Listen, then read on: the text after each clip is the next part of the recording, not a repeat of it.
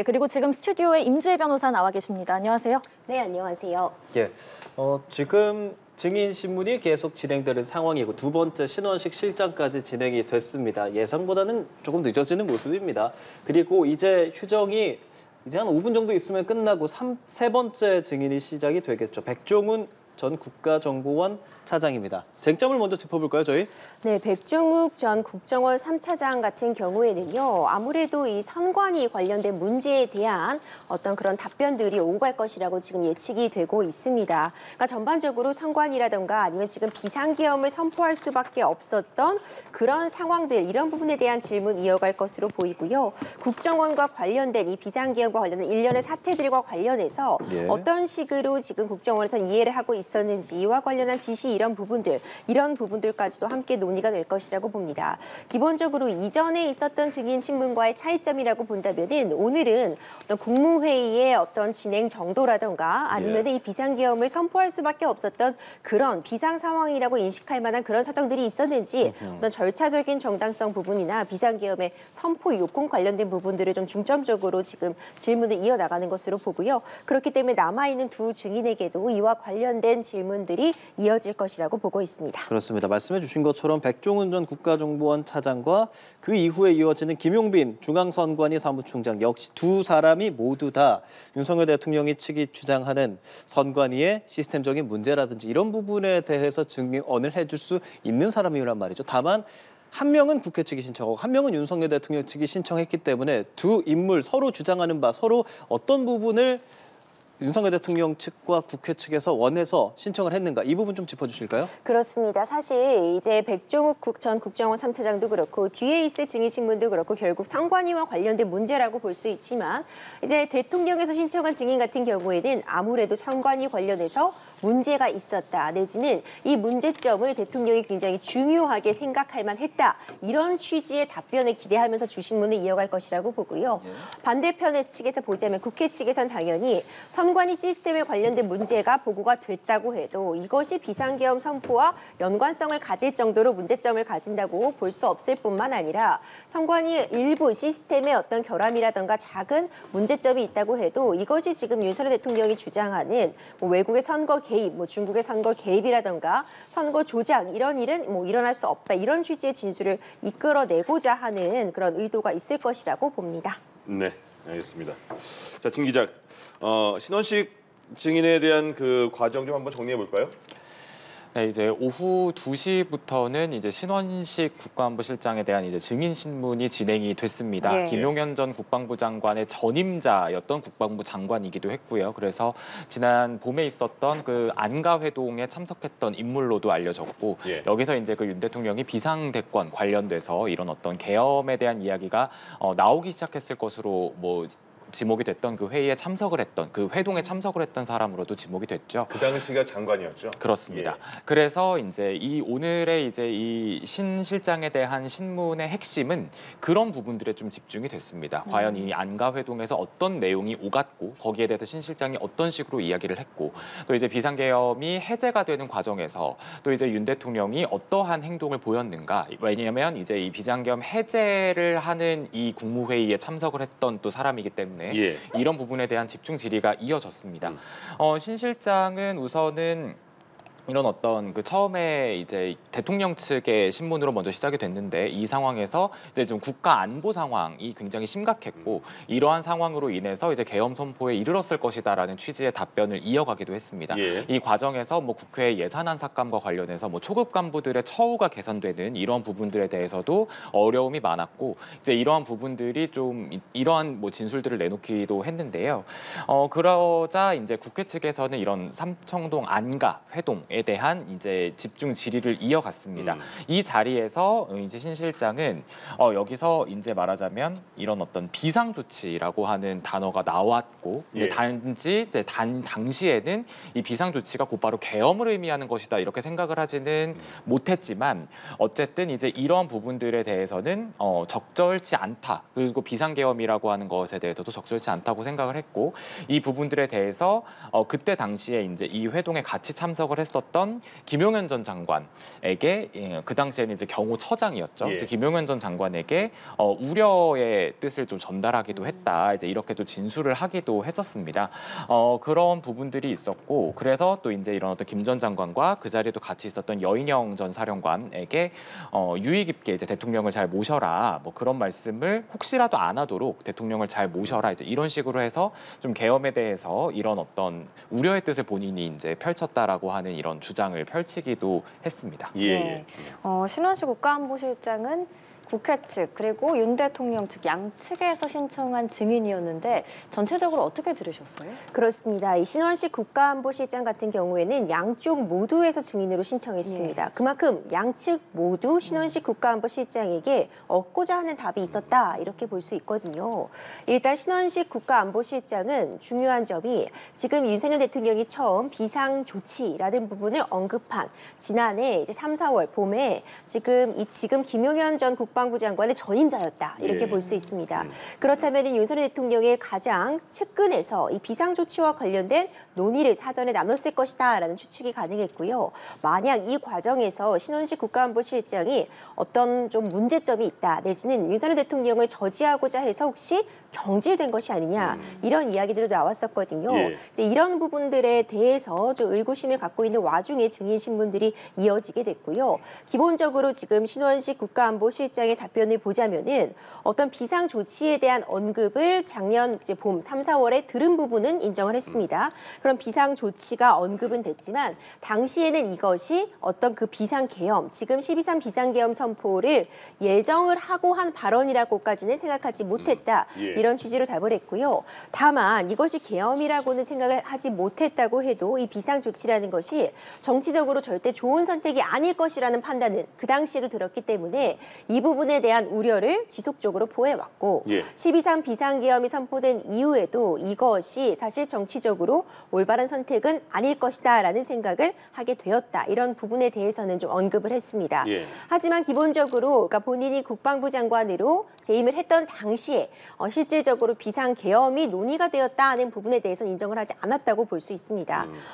또 한 가지 또 중요했던 쟁점이 그러니까 안보 위협이나 이 안보에 대해서 윤석열 대통령이 어떤 인식을 갖고 있었는가 이제 이 부분에 대해서도 사실 윤석열 대통령 측에서 질문을 이어갔는데 안보 위협이나 안보 상황에 대해서 우려를 할 만한 그런 지점들은 있어 보였다. 이런 취지로 또 진술을 했거든요. 예. 여러 가지 이제 증언들 내용이 있었는데 이제 결국 좀 정리해 보자면은 뭐 안보와 관련해서 윤석열 대통령이 문제점으로 인식할 만한 그런 상황들이 있었던 점에 대해서는 증언이 있었다고 볼 수 있고 예. 이전에 작년 초반부터 비상계엄 자체가 논의되거나 준비되었다고 볼 수는 없지만 윤석열 대통령이 어떤 군사적으로 필요한 어떤 비상 상황이다. 이것이 굉장히 문제점을 갖고 있다라는 인식은 주변 핵심 인사들에게도 공유했다. 이런 부분들을 좀 확인할 수 있었던 증인 신문이라고 봅니다. 예. 네. 탄핵 심판 7차 변론 신 실장에 대한 증인 신문 예정보다 조금 늦게 끝났고 잠시 정회를 했다가 다시 이제 시작이 된 걸로 보이는데 지금 백종욱 전 국정원 3차장에 대한 신문이 지금 진행되고 있는 거죠?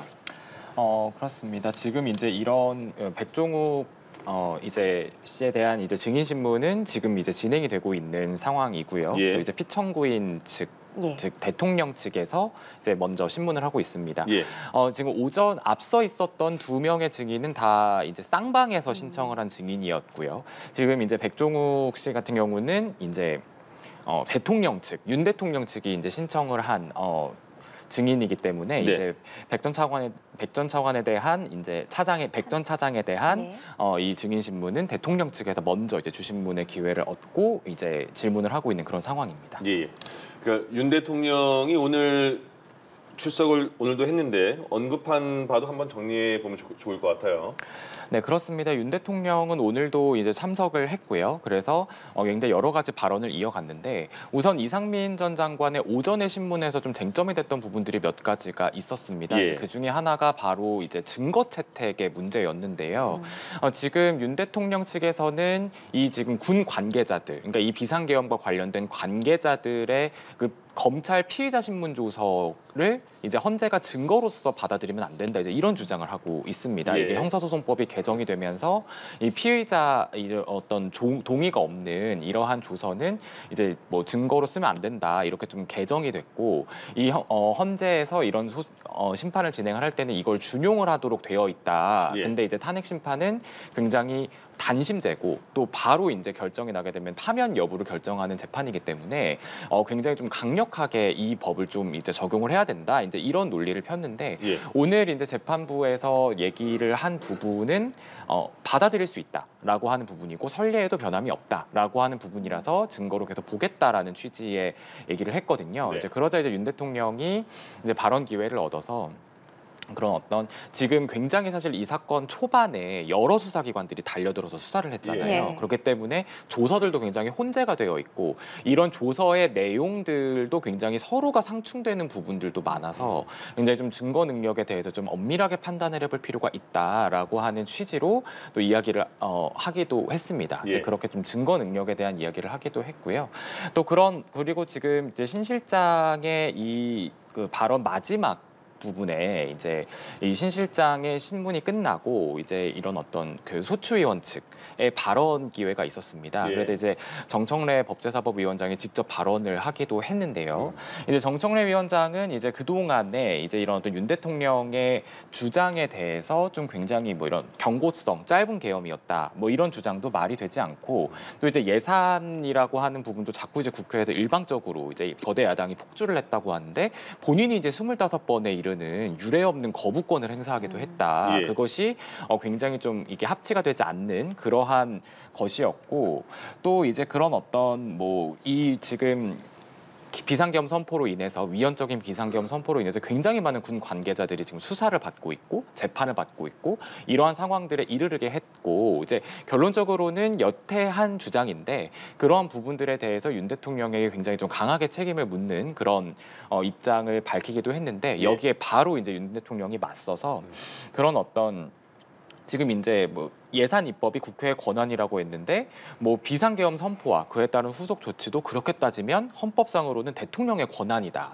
이렇게 이제 맞서면서 또 이제 그런 어떤 굉장히 여태껏 이제 경고성 계엄이었다. 즉 이 비상계엄으로 인해서 아무런 일이 일어나지 않은 일들 계속 확인이 되고 있고 또 이제 그런 어떤 본인이 이제 이 비상계엄이 끝나고 나서 지휘통제실에 들어가서 이제 했던 그런 어떤 일들에 대해서도 예. 좀 이제 본인이 좀 나서서 구체적으로 또 설명을 하기도 했고요.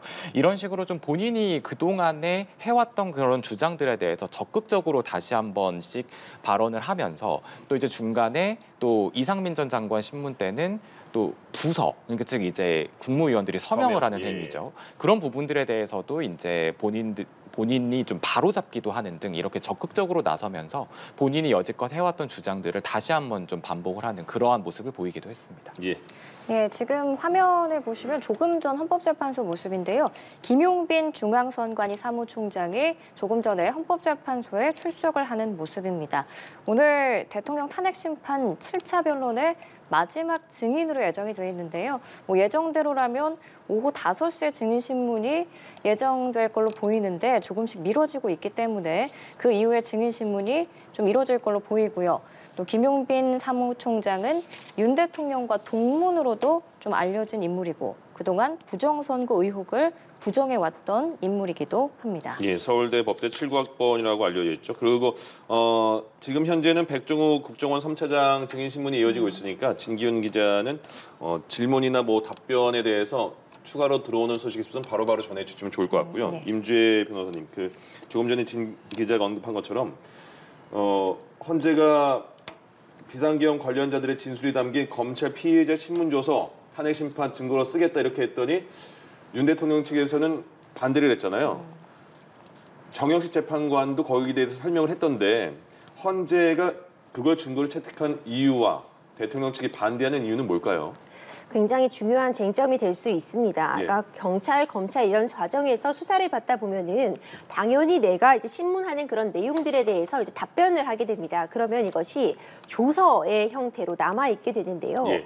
사실상 이 수사를 받은 사람들이 굉장히 많겠죠. 이 관련자들에 대해서 헌법재판소에서는 다 증인으로 불러서 이 증언을 들어볼 수는 없습니다.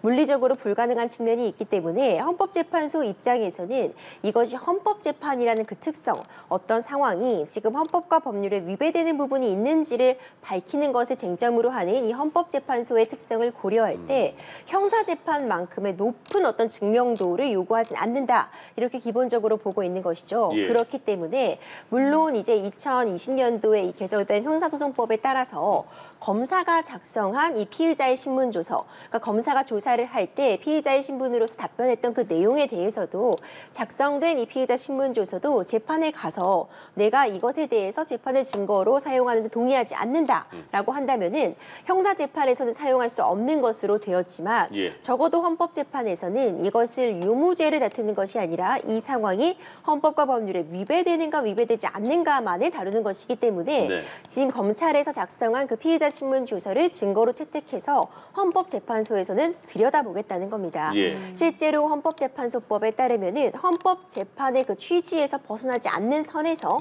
형사소송법을 준용하고 있다고 규정을 하고 있어서 예. 그러니까 형사소송법과 달리 이런 검사 작성 피의자 신문 조서를 본인의 동의 여부와 활용 없이 상관없이 활용하는 것이 가능하다라고 지금 하고 있는 것이고 실제로 이전에 박근혜 전 대통령의 탄핵 심판에서도 이와 같이 작성되었던 조서가 증거로서 헌법재판에서 쓰여진 적들이 있었습니다. 예. 이제 이런 부분들을 봤을 때 선례도 있고 관련된 규정에 어긋나지 않기 때문에 이번 재판에서도 작성되어 있는 어떤 당사자들의 있던 검사 작성 피의자 신문 조서를 헌법재판소에서는 판단의 근거로 판단의 자료로 삼겠다 이런 입장을 피고 있는 것입니다. 예. 이에 대해서 윤석열 대통령 측에서는 초기에서부터 강한 반발을 드러냈습니다. 네. 일단 먼저 박근혜 대통령 당시에 이 탄핵 심판에서 이런 선례가 있었다는 건 잘못된 선례인데 이것을 또 따라간다는 건 문제가 있다. 그리고 이 형사소송법의 개정 취지에 따라서 방어권 보장 측면에서 작성된 이런 피의자 신문 조서를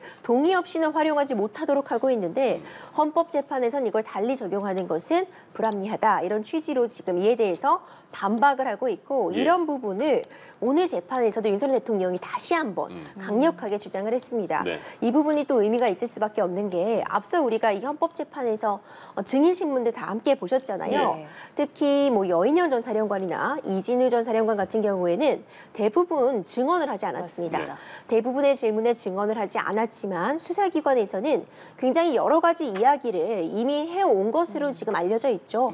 그렇다면 헌법재판소 측에서는 재판관들은 그들이 이미 발언을 하고 작성을 해놓은 신문 조서를 판단의 근거로 삼겠다. 이렇게 지금 얘기를 하고 있어서 윤석열 대통령 입장에서는 이것이 헌법재판에서 굉장히 중요한 의미를 가질 수 있어서 예. 방어권 행사 측면에서 계속 이런 부분들을 강조하고 있다고 볼 수 있습니다. 예, 지금은 백종욱 전 국가정보원 3차장의 증인신문이 진행 중이고 조금 전 저희가 출석 모습 보여드린 이 김용빈 중앙선거관리위원회 사무총장 이 두 사람이 부정선거 의혹에 대한 신문이 이제 이어질 걸로 보이는데 부정선거와 관련된 증인들이 출석하게 되는 건 오늘이 처음이잖아요. 어떤 것들이 쟁점이 될까요? 그렇죠. 사실 이제 변론 길이 지금 지정돼 있는 것은 8차까지고 네. 이제 지정된 것으로만 기준으로 본다면 거의 막바지에 왔다고 볼 수 있는데 결국 지금 이 재판의 쟁점은 탄핵 심판입니다. 그러니까 12.3 비상계엄 선포가 헌법과 법률에 위배되는 부분이 있고 이 위반이 중대해서 대통령직을 계속 수행할 수 없는 정도에 이르렀는가를 보는 것인데 예. 국회 측에서 지금 탄핵 사유를 꼽고 있는 것을 이제 크게 보자면은 먼저 비상계엄을 선포할 만한 상황이 아니었음에도 선포한 점을 문제 삼고 있고요. 이 비상계엄 선포의 절차적인 문제점을 문제 삼고 있고 또 이제 뭐 국회의원들을 체포하라고 뭐 지시했다거나 단전 단수 이렇게 지금 문제가 되고 있는 그런 부분들 자체가 헌법과 이제 기본권을 침해하는 부분이다. 이렇게 좀 크게 보자면 세 가지로 볼 수 있을 텐데 있는데 네. 이 과정 중에서 이것이 비상계엄을 선포할 사유가 아니었는데 선포했다는 부분에 사실 선관위 관련된 의혹들이 굉장히 중요한 역할을 할 수 있습니다. 예. 윤석열 대통령 측에서는 일관되게 주장을 해오고 있습니다. 비상계엄 선포라는 것은 헌법과 그리고 계엄법에 정해진 대통령이 행사할 수 있는 권한인데 권한이 있다고 해도 이걸 아무 때나 행사할 수 있는 것이 아니라 비상계엄을 선포할 만한 그런 위급한 상황일 때 대통령의 권한으로 선포할 수 있는 겁니다. 예. 그렇다면은 윤석열 대통령 측의 주장이 인정이 되려면 비상계엄을 선포할 만큼 위급 상황이었다가 입증이 돼야 되는데 윤석열 대통령은 그 위급 상황의 근거로 선관위의 선거 개입 의혹, 뭐 야당의 줄탄핵, 예산 삭감 문제 이런 것들을 꼽고 있습니다. 이 중에서도 이 선관위의 부정선거에 대한 그런 의혹들을 문제 삼고 있고 예. 그렇기 때문에 실제로 윤석열 대통령도 이 헌법재판소에 나와서도 인정을 한 것처럼 선관위로 군 병력을 보내야 된다는 점을 직접 지시했다는 걸 윤석열 대통령도 확인을 했거든요. 그렇다면 결국 선관위에 군대를 이 병력을 보낼 만큼 선관위에 어떤 문제점이 있다고 인식했다. 이 부분을 사실 입증하는 것이 중요하기 때문에 예. 이제 헌법재판소의 변론 기일이 몇 차례 남지 않는 시점에서는 이 선관위에 대한 의혹을 이제 들여다볼 필요가 있다. 이렇게 볼 수 있습니다. 예. 다시 진기용 기자, 지금 현재 백종욱 3차장 증인신문이 이어지고 있잖아요. 새로운 소식 들어온 게 있을까요? 지금 이제 윤 대통령 측에서는 지금 이제 2023년 7월부터 9월까지 진행이 됐다는 이제 국정원과 선관위의 합동 이제 선관위 서버 점검에 대한 질문들이 좀 이어지고 있습니다. 좀 굉장히 좀 기술적인 부분들에 대한 질문이 이어지고 있고 여기서 어떻게 좀 이제 이런 어떤 결과물들이 나왔는지 또 어떤 서버를 어떻게 지금 점검을 했는지 이런 부분들이 지금 다뤄지고 있는데요.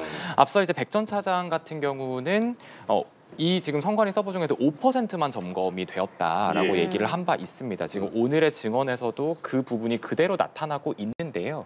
이제 이 5%만 점검이 된 이유에 대해서 이제 질문이 있었고 예. 여기에 대해서 아무래도 이 서버를 점검하는 기간이 지금 제한이 되어 있었다. 그렇기 때문에 이제 5% 정도만 이제 진행이 됐었다라고 하는 대답을 이어가고 있고 예. 그래서 이제 아무래도 선관위의 정체 시스템 상으로 좀 이상하다라는 점이 발견이 됐어야 이제 윤 대통령 측에서의 논리에 좀 맞는 거잖아요. 네네. 그래서 이제 이어졌던 질문이 5%를 점검해도 문제가 나타났다라고 한다면 이게 전체를 점검해도 이게 문제가 없어질 일은 없는 거냐라고 하는 질문이 있었는데 예. 이런 부분에 대해서는 이제 명확한 답변을 내놓지는 않은 이제 그런 상황이었습니다. 이제 이런 식으로 사실 지금 이제 부정선거와 관련돼서 이 두 사람의 증인 지금 이제 백종욱 전 국정원 차장과 예. 또 이제 뒤에 나오는 이제 김 사무총장에 대한 이 증인 신문이 서로가 좀 굉장히 어떻게 보면 상충이 될 수 있지만 예. 이제 백 전 차장의 경우에는 굉장히 좀 기술적인 부분들에 대한 질문들이 좀 많이 집중이 될 수밖에 없습니다. 왜냐하면 네. 이때 당시에 서버 점검을 직접 지휘를 했던 사람이고 게다가 또 지금 질문 내용에 보면 사설업체도 같이 했는데 사설업체가 발견하지 못한 부분들에 대해서 이제 국정원에서는 밝혀낸 이런 부분들도 지금 질문이 이어지고 있거든요. 예. 이런 부분들이기 때문에 이제 이런 부분 기술적인 부분들에 집중이 된다면 근데 이제 이따가 이제 증언대에 서게 될 김 사무총장은 계속 이제 이 국정원이 이 결과를 들고 이상한 점이 없다고 했다라고 하는 점을 지금 국회 등에서 이제 명확하게 지금 증언을 했거든요. 지금 굉장히 좀 배치가 되는 증언이 나오고 있습니다. 그래서 그렇기 때문에 윤 대통령 측에서는 이 지금 서버 점검 결과 굉장히 좀 이상한 점이 많이 발견이 됐고 예. 이것이 지금 이제 부정선거 의혹의 뒷받침이 될 증거로까지도 활용이 될 수 있다라는 수준. 이었느냐라고 하는 점에 지금 질문이 되고 있는 것으로 보이고요. 예. 여기에 대해서 이제 국회 측이 반대 신문에 나선다면 과연 그 정도의 문제였느냐? 지금 이런 결과들로서 이제 거기까지 즉 부정선거의 의혹이 있었다라고 하는 것까지를 입증해낼 수 있는 것이냐에 대한 집중 질문이 이어질 것으로 보입니다. 예. 지금 이런 부분들이 사실 지금 그리고 또 이제 백 전 차장의 경우에는 이렇게 좀 증언을 하고 있지만 앞선 진술들에서 보면은 이게 그런 어떤 뭐 이상한 점은 있었지만 그것이 또 이제 이런 어떤 부정선거의 직접적인 증거가 될 수 있다 이런 지금 진술은 하지 않은 상태거든요. 근데 이런 명확한 진술이 아직까지 없는 상황이기 때문에 예. 오늘의 이런 어떤 양측의 주신문과 반대신문 이런 여러 신문들을 통해서 과연 이 지금 그때 당시에 선관위 서버 점검의 결과가 과연 부정선거의 의혹으로까지 확대 해석을 해서 볼 수 있는 부분인 거냐, 그것이 확대 해석인 거냐 아니면 예. 타당한 해석인 거냐, 이런 부분들을 놓고 좀 공방이 이루어질 것으로 보입니다. 예. 그러니까 그 백종욱 국정원 전 3차장은 윤 대통령 측의 신청 증인이고요. 김용빈 선관위 사무총장 잠시 후에 네 번째 증인으로 나올 사무총장은 국회 측의 증인인데, 윤 대통령은 계속해서 부정선거 의혹을 강하게 주장하고 있잖아요. 그게 주장하는 이유 중에 하나가 그게 받아들여진다면 그것이 비상계엄의 사유가 돼서 그런 겁니까? 그렇죠. 이제 그런 부분을 강조하고 싶은 그런 목적이 담겨 있습니다. 예. 그러니까 비상계엄을 선포할 수 있는 게 대통령의 헌법과 계엄법에 따른 권한이 맞습니다. 네. 그런데 권한이 있다고 해서 아무 때나 휘두를 수는 없습니다. 예. 제한이 분명히 존재하는 것인데, 그렇다면 중요한 건 대통령이 비상이라고 인식할 만한 그런 상황들, 전후 맥락상 그런 부분들이 인정이 가능해야 됩니다.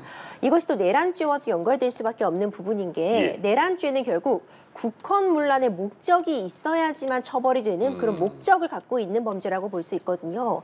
그런데 윤석열 대통령은 이건 국헌문란의 목적과는 전혀 관계가 없다. 어떤 이 나라를 위해서 어떤 선거의 어떤 부정적인 그런 문제들을 개선하고자 이런 부분을 들여다보고자 한 계엄이다라고 주장을 하고 있어서, 이 탄핵 심판에서도 그렇고 이제 추후에 있을 이 내란죄 형사재판에서도 그렇고 선관위의 어떤 부정선거 의혹 때문에 비상계엄을 선포했다는 일관된 논리를 윤석열 대통령이 유지할 수밖에 없는 상황이고, 이 예. 부분에 대해서 어떤 부정선거가 있었다는 것을 입증까지 할 책임은 없지만 적어도 지금 전후 상황상을 보자면 윤석열 대통령은 이것을 위기 상황이다, 문제점이 있는 상황이다, 이 부분에 대한 대폭 어떤 개선이 필요하다, 이런 상황을 인지하고 있었다는 정도로는 반드시 입증이 필요하다고 볼 수 있습니다. 예. 그러면 지금 부정선거론이 헌재에서 다뤄지게 된 상황인데, 과거에도 여러 차례 이 의혹이 있었잖아요. 그리고 실제 대법원에서 재판이 진행됐던 걸로 알고 있는데, 이게 뭐 사실로 판정이 된 적이 있나요?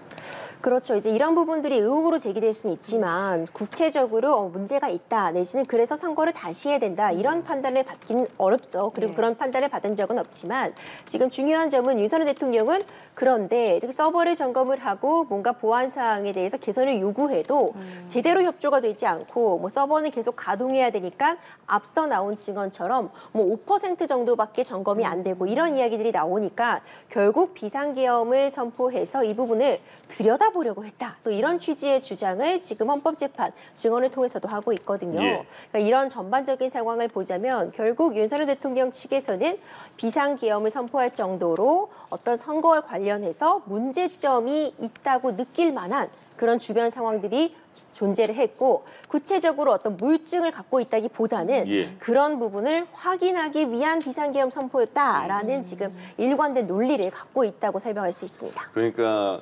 선관위에 그런 그 의혹이 있는데 윤 대통령이 변론 기일에서 선관위에 병력 투입한 건 인정한 거잖아요. 그럼 과연 병력을 투입해서 그걸 확인할 만한 이유가 있었을까? 병력까지 투입한 게 과하지 않았을까? 그런 얘기도 나올 텐데, 그걸 인정한 이유는 뭘까요? 본인이 직접 투입했다는 걸. 그렇죠. 그 부분도 굉장히 논란이 됐습니다. 예. 일단 선관위에 군 병력이 투입된 부분은 우리가 CCTV 영상을 통해서 모두 확인이 됐습니다.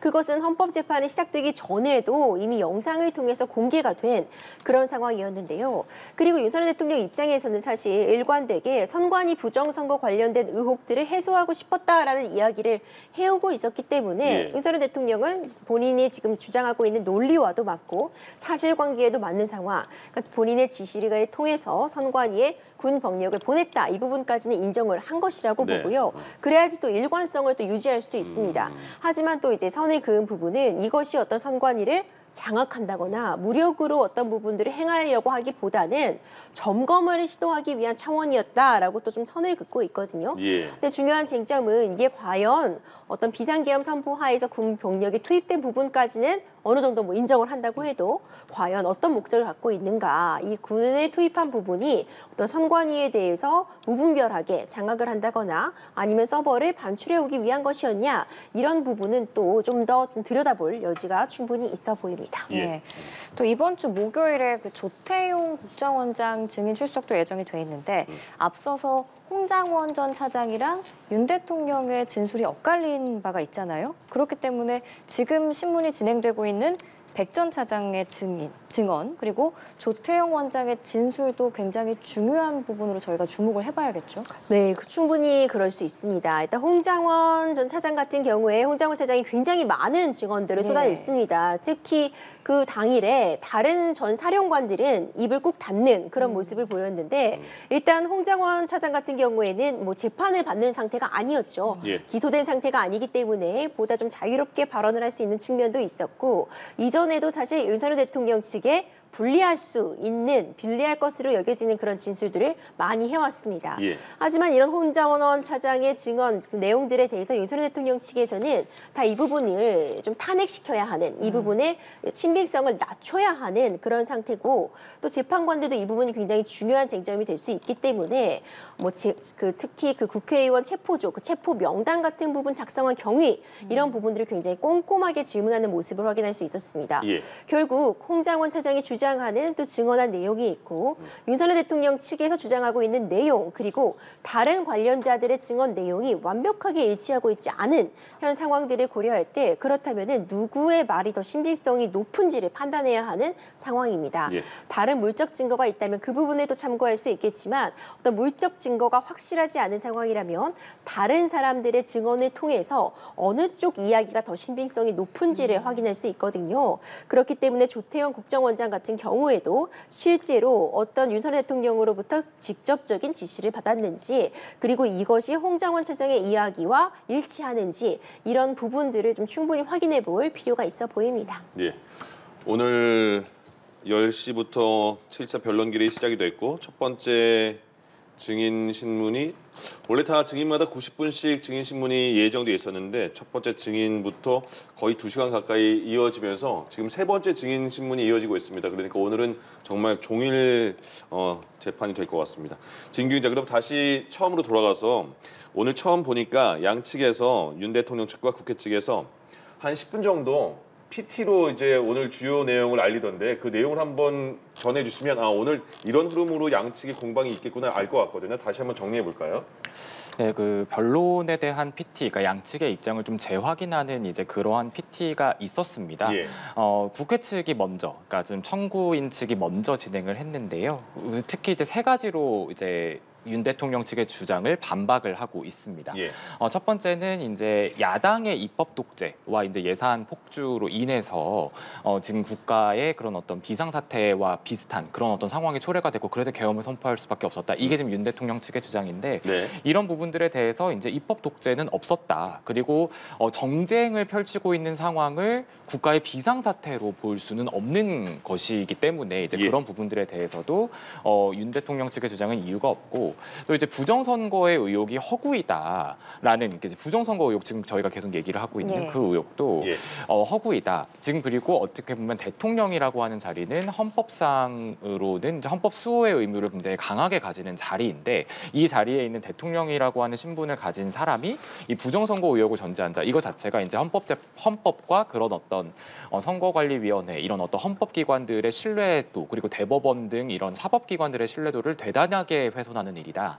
그리고 이제 마지막 경고성 계엄이라고 하는 주장을 했는데 이미 이제 그래서 이제 경고성 계엄이라고 하는 주장은 계엄을 통해서 아무 일도 일어나지 않았기 때문에 이것은 내란이라고 볼 수가 없다라고 하는 주장에 대한 반박이었는데 어쨌든 뭐 지금 아무 일이 일어났건 일어나지 않았건 온 국민이 국회나 선관위와 같은 이런 어떤 헌법기관의 군 병력이 투입이 되는 과정들을 고스란히 지켜보았고 이제 이런 지금 여파로 뭐 군 관계자들이나 이제 여러 사람들이 지금 이제 수사 대상에 올라서 수사와 재판 이런 것들을 받고 있잖아요.